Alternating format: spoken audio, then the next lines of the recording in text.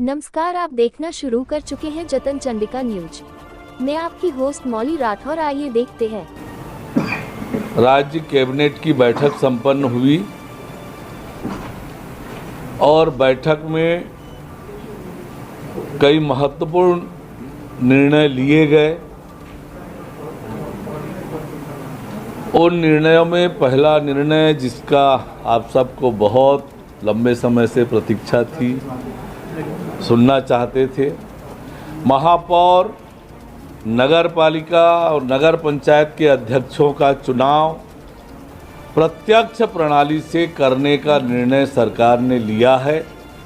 इस संबंध में छत्तीसगढ़ नगर पालिका निगम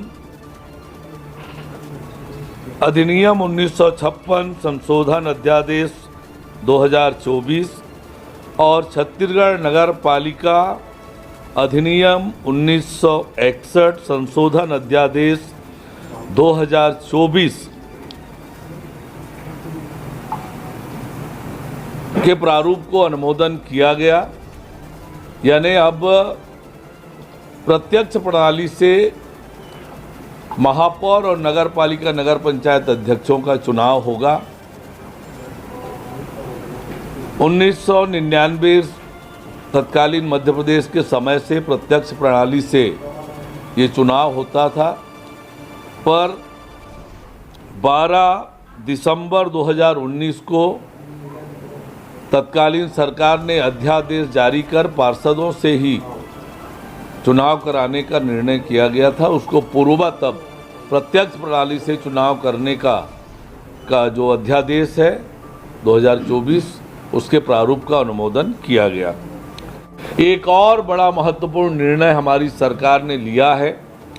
हमने राज्य में अब पर्यटन को बढ़ावा देने के लिए पर्यटन को उद्योग का दर्जा प्रदान करने का निर्णय लिया गया। इसके माध्यम से जो पर्यटन को बढ़ावा देने से संबंधित काम है, उन कामों में जो हमारी औद्योगिक नीति 2024-30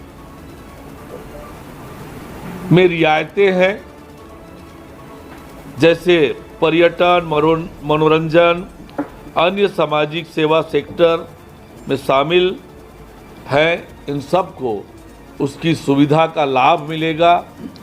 अनुदान, रियायत, अन्य जो चीज़ें हैं वो मिलेगी।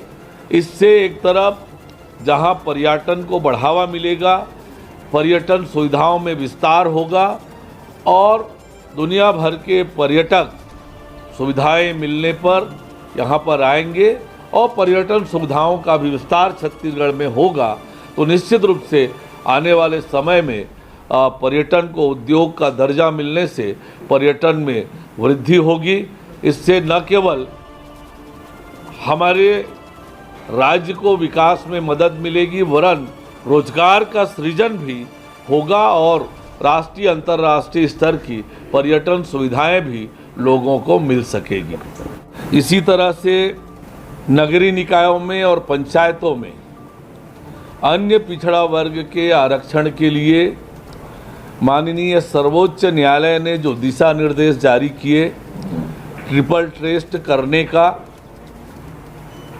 वो ट्रिपल टेस्ट करते हुए राज्य सरकार ने राज्य पिछड़ा वर्ग कल्याण आयोग का गठन किया। कमिटी ने अपनी रिपोर्ट दी और उसके आधार पर जो आंकड़े आए हैं, उस आधार पर नगरीय निकायों में और पंचायतों में अन्य पिछड़ा वर्ग को आरक्षण देने संबंधी विभिन्न धाराओं में जो संशोधन करना है, उसके प्रारूप का भी अनुमोदन किया गया। इसी तरह से मंत्रिपरिषद द्वारा सार्वजनिक वितरण प्रणाली के अंतर्गत पात्र हितग्राहियों को चना वितरण हेतु नागरिक आपूर्ति निगम को चना उपार्जन हेतु NEML ई ऑक्शन प्लेटफॉर्म के माध्यम से किए जाने की अनुमति प्रदान की गई है।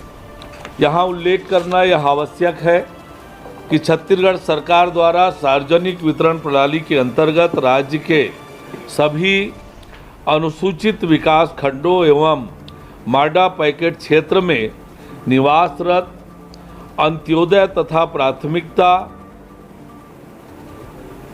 राशन कार्ड धारियों को प्रति माह 5 रुपये किलो की दर से 2 किलो चना प्रदाय किया जाता है। वर्तमान में 30,22,000 परिवार इस योजना से लाभान्वित हो रहे हैं और इसके लिए प्रति वर्ष 72,052 टन चना की ज़रूरत होती है, जिसके लिए अब नागरिक आपूर्ति निगम को NEML ई ऑक्शन प्लेटफॉर्म के माध्यम से क्रय करने की अनुमति प्रदान की गई है। जतन चंडिका की लगातार सही और सटीक खबरें देखने के लिए जतन चंडिका न्यूज़ को सब्सक्राइब, लाइक, कमेंट एवं शेयर करना ना भूलें और बेल आइकॉन बटन दबाना ना भूलें। लगातार जतन चंडिका आप